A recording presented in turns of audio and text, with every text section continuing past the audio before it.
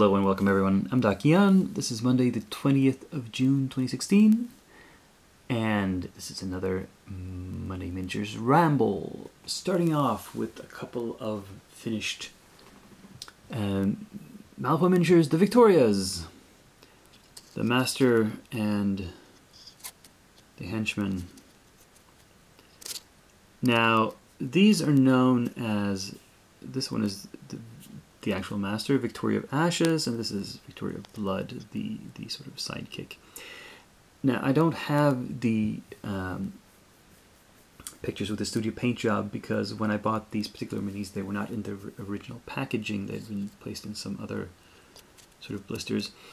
But I've looked at the pictures online of what the studio paint job looked like for these, and that confused me because they had painted Victoria of Ashes with a bright crimson coat and Victoria of Blood with a sort of grey-black clothing.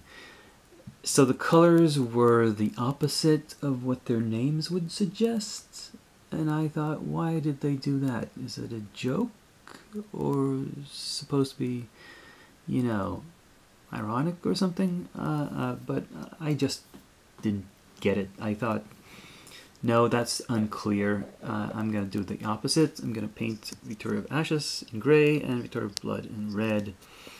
And that way they'll be visually distinct on the tabletop and I can tell them apart and I'll know who's who. So that was my decision.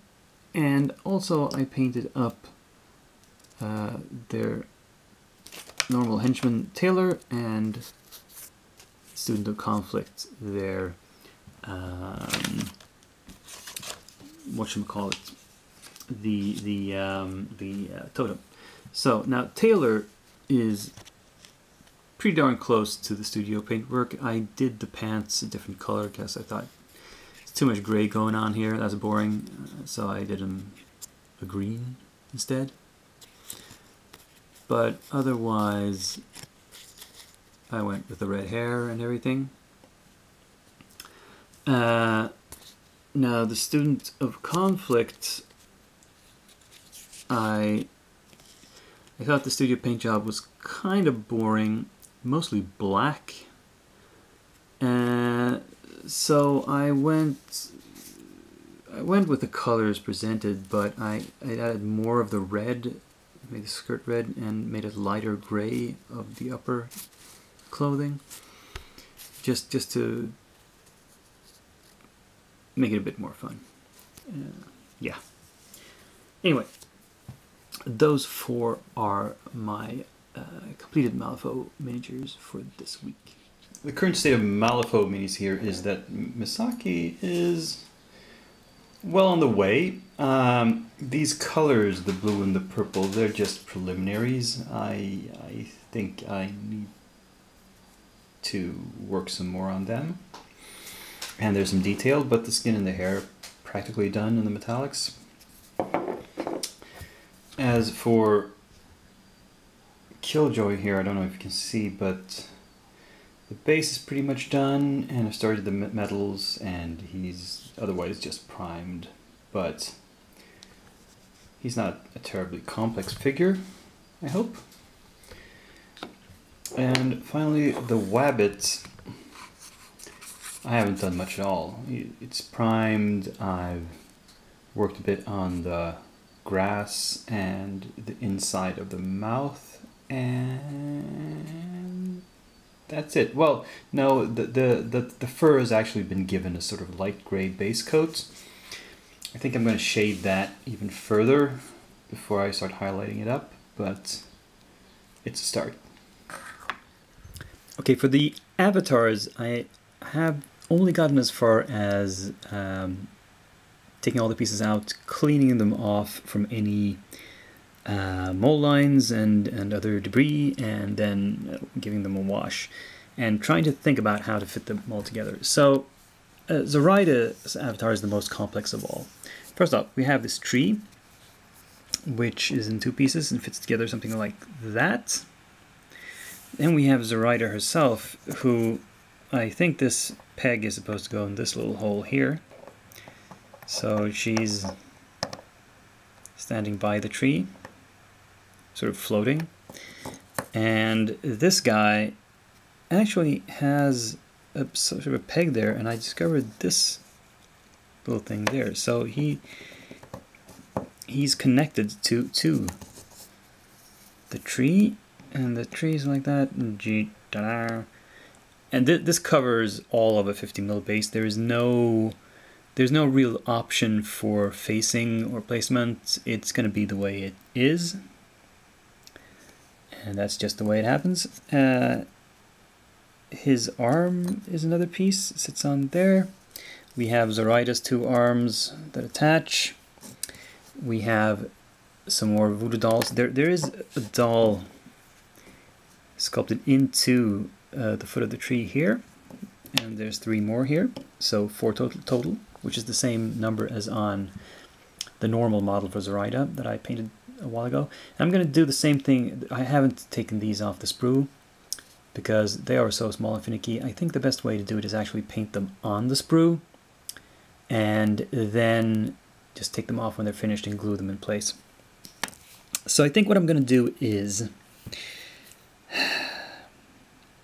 let's see, is this going to be in the way of, if I put the tree on, yeah, I'm going to have to assemble these 2 pieces and possibly the arm, paint all of that, attach that piece. That could possibly be attached at the same time, we'll see. But anyway, with Zoraida herself, I'm just going to glue on the arms. I'll stick her on some temporary base and paint her separately, attach her later. And as I said, paint these separately and attach them with some... This one has a noose around its neck, and so it's be hanging from a tree. The others possibly should be standing on something. Anyway, a lot of work to do there. The Victoria's avatar is in a way simpler because there is no base piece. It's just the 2 Victorias, and they each have a big peg in their foot, so I should probably sculpt some sort of base for them that I can stick that into and hold them fast. But I will assemble each of these separately and paint them separately before that. Now, Victoria of Ashes here, when she transforms, she simply has a huge ass sword and nothing in her other hand. This is the Masamune in its avatar form. Victoria of Blood is but more complex. This is in 2 pieces, upper and lower body, plus scabbards that she has on her back, and 2 arms with 1 sword each. So yeah, it's going to be a tricky gluing process, but otherwise not too difficult. I don't want to start up too many new projects right now, because we got a lot on my plate already, but I found a couple of models in my collection that I do want to get to at some point, so I might as well preview them for you. First up, we have the Malifaux Child, which is an Outcast miniature that I discovered I had it, and I'd forgotten I had it. It's a totem. It's the general totem for the Outcasts that can be used by all masters. And now that I have an Outcast master, well, I might as well paint this little guy up at some point. The second is a bit more odd. This is, let's see, perhaps a bit too much light. This is Dr. Lucky.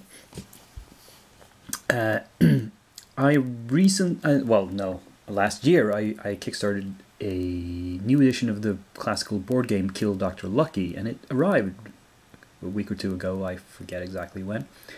And in it was this miniature. I don't recall if I actually paid extra for this or if it was just a stretch goal or something. But this is a pewter mini of the titular Dr. Lucky, who you're supposed to kill. And you can use this instead of... There's a wooden pawn in the game normally that you use to represent Dr. Lucky moving around the game board. But I thought I'd paint this guy up instead. No hurry. I don't know when I'll get to play the game, but it's just a fun little side project.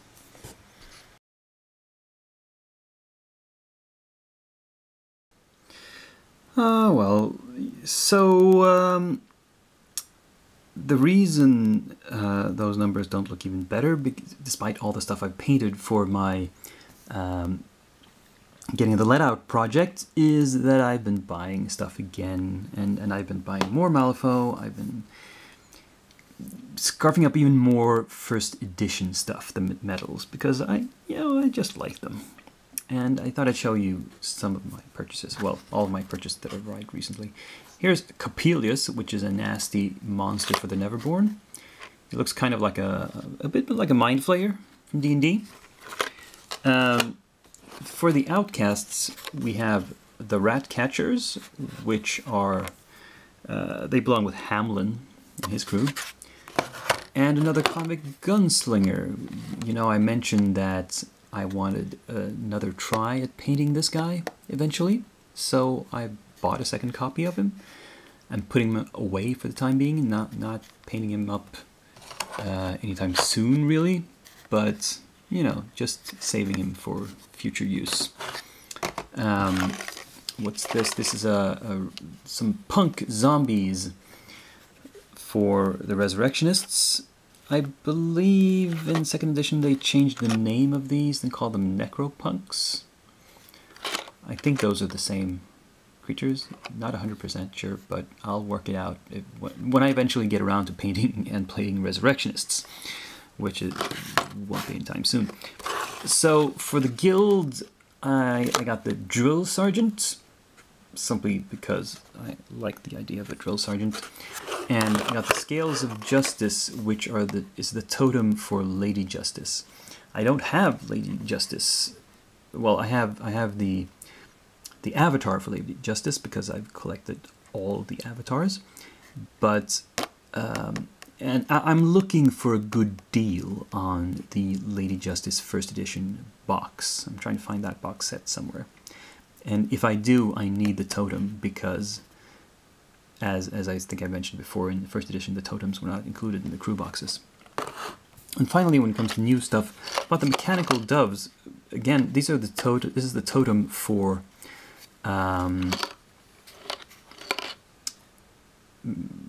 what's she called? The show goes Colette, that's it.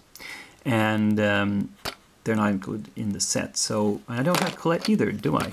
Well, as a matter of fact, I do, because I also bought these. These are some second-hand minis I bought from a local gamer who had purchased and painted up the set. This is Colette. This is, I believe, Cassandra, she's called, the henchman. And the showgirls. And the marionettes, or the performers. No, so these are called the performers, and these are called something else, I forget which. Oh, and her arm came off. And these have just been primed black. Now, and also I'll get to these other models here.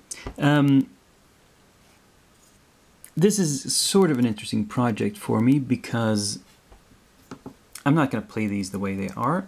I mean, the paint jobs are not horribly bad, but they're not my style, so I want to repaint them, which means stripping the paint. And I'm not sure I want to use these scenic bases, especially since this one is just a 25mm, it's not a 30mm for some reason. They're okay, but first off, I'm not entirely happy with how the previous owner has placed the models on the bases. I'm kind of a stickler for trying to center the models. I don't like having them off kilter like this. But I suspect that when I strip the paint from these, they're going to come off the bases as well, because he said that he'd not pinned them. He simply just cut off the tabs and then superglued the feet straight to the resin base. I suspect that the solvents I used to get the paint off will dissolve the glue as well, and these will just pop right off. And then I can decide whether I want to reuse these bases or something else. The thing that came in this, and that was unpainted. This is the main reason I bought these from him.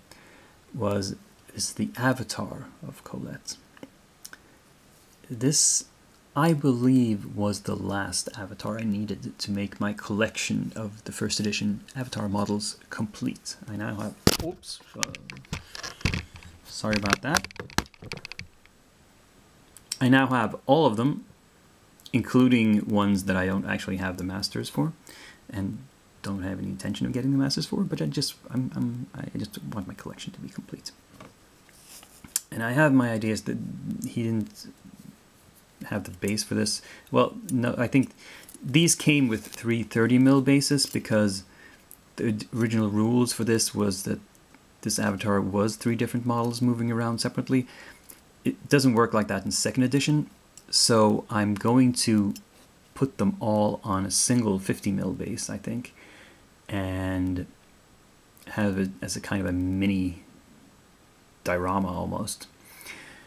But we'll see when I get around to it. This is not, oh, this is her leg for the sitting down one, yeah. I'm not in any rush to do these. This might be a project for when I'm done with the getting the let out thing. Yeah. Oh, and the final thing I bought, just to feed my Malifaux addiction even more and motivate me to buy even more models, even though I'm not going to play them in the miniatures game, I got the rule books for Through the Breach, the Malifaux role-playing game. I got the Fated Almanac, which is like the player's handbook, and the Fate Master's Almanac, which is like the Dungeon Master's Guide. And these provide rules for RPG play in the Malifaux universe.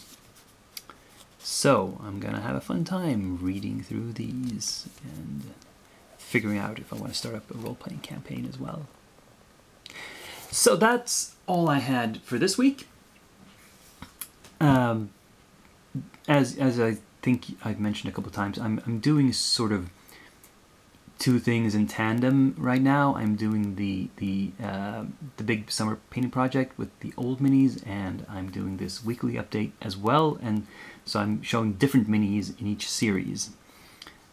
But I think you will figure it out. Keep watching both of my series, I hope. If not, I will see you next week, but if you do, I'll see you tomorrow. Until next time, I'm Dakian, and I'm signing off.